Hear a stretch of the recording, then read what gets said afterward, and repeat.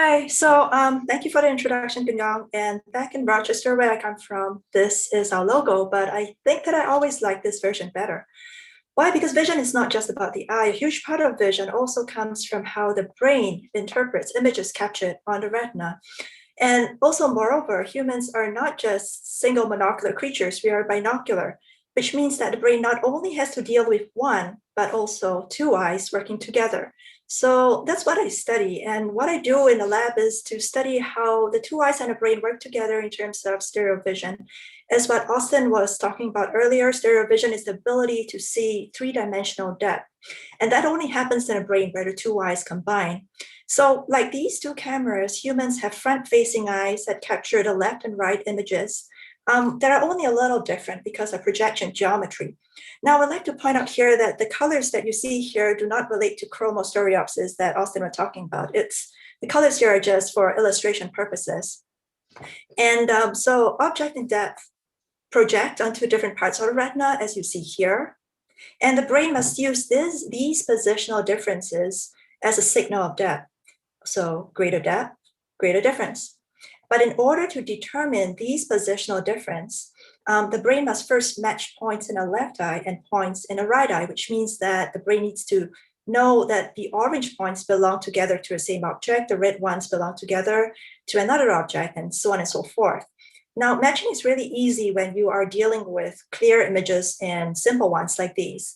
But as we know, the eyes are not perfect, and I think all of us are familiar with the optical aberrations. So at the simplest, the low order aberrations are routinely corrected in clinic, and we are not interested in that.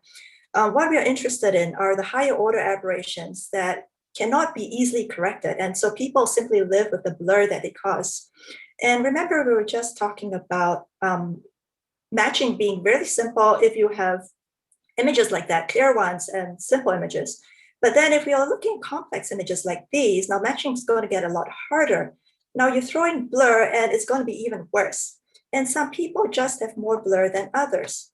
So first thing we did was recruit a bunch of people and measured their wavefront aberrations using a Scheck-Hartmann wavefront sensor. Now, without going to details, because I think they're all familiar, we end up with a point spread function, which is basically what a point of light would look like with the blur caused by the aberrations. But obviously, we don't normally look at the points of light like that. So in order to simulate the retinal image, we convolve the point spread function with the image that we are looking at. So we did this to both eyes of every participant that we had. And so on the left, you see the point spread functions. On the right, you see the retinal images. And immediately you'll notice that some people have better clarity than others, and some people have just different eyes to begin with. So we wanted to put numbers on these, and so we came up with an image quality metric.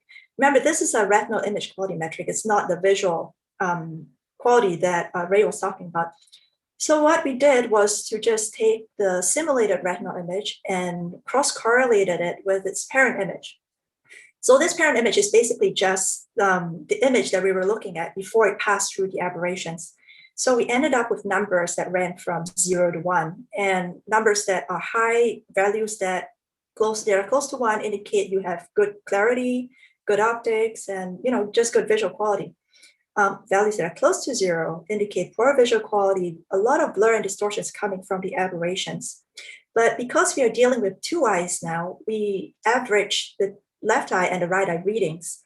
So by doing that, we get an overall sense of whether the person has good eyesight or not. So again, values close to 1 indicate good, values close to 0 indicate not so good. But we also wanted to know how different the eyes were in a single person. So we came up with another metric. And this time we cross-correlated the left retinal image with the right retinal image. So in doing so, we ended up with a metric that took into account both the pattern as well as contrast difference between the eyes. And then we subtracted that value from 1, and we ended up with a bunch of numbers again. Small values indicate that people had very little difference between the eyes, and large values indicate that the eyes were really dissimilar. So with that in mind, the first question that we asked was, did the optics limit stereo vision, which is a function primarily brought about in a brain? So we measured stereo vision by quantifying stereo acuity, which was the smallest that was visible to people. And we did that by presenting random dot stereograms, as you saw earlier. So when the brain put these two images together, what a person with stereo vision would experience would be a three-dimensional wave like that would either point upwards or downwards. And then we asked people to report which orientation did we present. So we tested stereo vision with three different corrugation frequencies, as you see here, the broad, the medium, and the narrow waves. So stereo vision was limited by the optics. People with greater blur should not be able to see as fine depth as those with better clarity. And these were the results. We plot stereo acuity on the y-axis. Smaller values indicate the ability to see fine depth. And immediately you will see that people with different eyes to begin with have very poor stereo vision. So this effect became even more pronounced with narrow waves, as you see from the different colors here. And what this means is that neural function is rarely limited by the optics. And in the case of stereo vision, it was the difference in the two eyes that mattered. So next question we asked was, what about stereo vision with perfect optics? If the brain didn't have any optical limitations, how should it perform? And first, we needed to get rid of the higher order aberrations. And so we used adaptive optics for that. We had a binocular system, so the left and the right eyes were controlled independently. And the tight coupling of the wavefront sensor to the deformable mirror gives very, very good correction in real time. So you see here, these are the eyes, the left and the right of one of our subjects, and watch how his aberrations go away as soon as we turn on the deformable mirror. So really cool. Then we measured stereo acuity again, this time with corrected optics that became crisp and sharp again compared to previously. And we reasoned that because everyone now had the same diffraction limited optical quality, we expected everyone to have the same stereo acuity, irrespective of how they did earlier. But instead, we got this as a result. So what was really interesting and strange was that there was still a range of stereo acuity, even when people all had the same near perfect optical quality. This phenomenon was present in all the corrugation frequencies that we used. And then we went closer and saw that people who started out with good stereo vision to begin with their own optics, also ended up with good stereo vision after they were corrected. And then people who were bad to begin with remained bad after they were corrected. So we probed further, and then right now we plotted stereo acuity during adaptive optics correction against the overall or the average image quality, as well as the difference in the eyes. And again, you see that interocular difference still mattered. People with different eyes to begin with also ended up with bad stereo vision, even when they were being corrected. Because now the optics was no longer a limiting factor. The only reason could have been that somehow neural processes must have been changed. But why and how should the optics change neural function? So we wondered if long-term exposure to the native optics could cause adaptation in a brain. And this concept is not new. Lots of previous work has shown that people prefer their own blur and reject experiences with the modified optics, even though the modification had equivalent or even could have better quality than their own. And we think that over a long time, the brain had learned to adjust certain channels that were compromised by the optics, somewhat like what we do in Photoshop routinely. And it becomes so used to adjusting that it would still continue even when the optics were being corrected, except that now the adjustment didn't quite work out with perfect retinal images. So we wanted to check if adaptation was indeed the cause of the variable stereo acuity that we saw with adaptive optics correction. So we recruited a bunch of 6 people with varying optical qualities. And then we came up with this super crazy experiment. We chose the aberrations of S5. S5 had the best overall image quality, retinal image quality, and the least difference in the two eyes. And then we set his aberrations in the other subject's eyes. So this was the procedure. Someone came in, say, for example, S1. Using adaptive optics, we corrected his own aberrations and then put S5 optics in his eyes. So now he would be looking through the eyes of S5, but would he also have the same 3-dimensional experience of that? And again, we tested stereo acuity. So our logic was that everyone should have the same stereo acuity that is as good as S5 if the optics were the only limiting factor.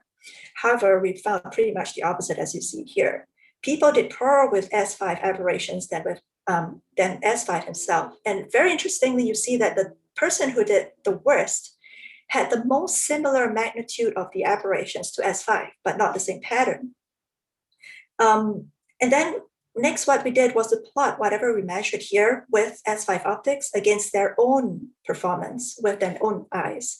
And we see that some people actually got better with S5 optics, but they didn't get quite as good as S5.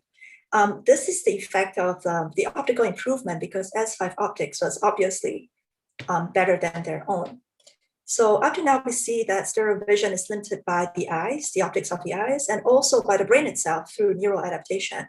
The story is really cool, but we were still not satisfied. And the next thing that we asked was, where does adaptation take place? Now, if you trace what happens beyond the retina, you would find that there are two really broad regions.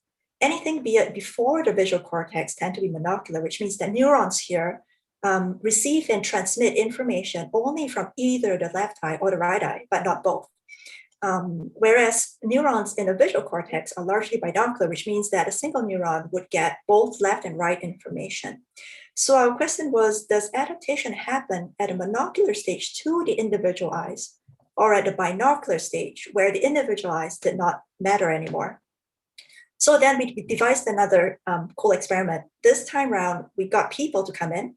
We corrected their optics again with adaptive optics. And then right now, we put the left eye's aberration into the right eye and the right eye into the left eye. So effectively, what we were doing was to swap the aberrations, the left and right aberrations, so that now the left eye would see what the right eye would have seen, and the right eye would see what the left would see. And we reasoned that if adaptation happens monocularly to individual eyes, stereo acuity with the swap should be worse than stereo acuity with their own native optics.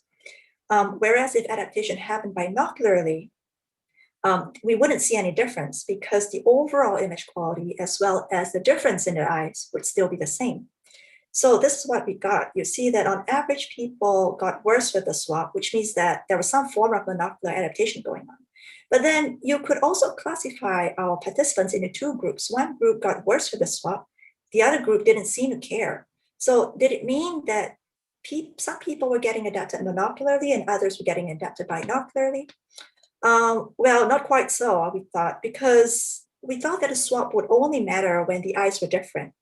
So again, we plotted a stereo acuity with the swap against their own difference in the eyes. And as what we expect, we saw a huge correlation happening at all the frequencies that we tested.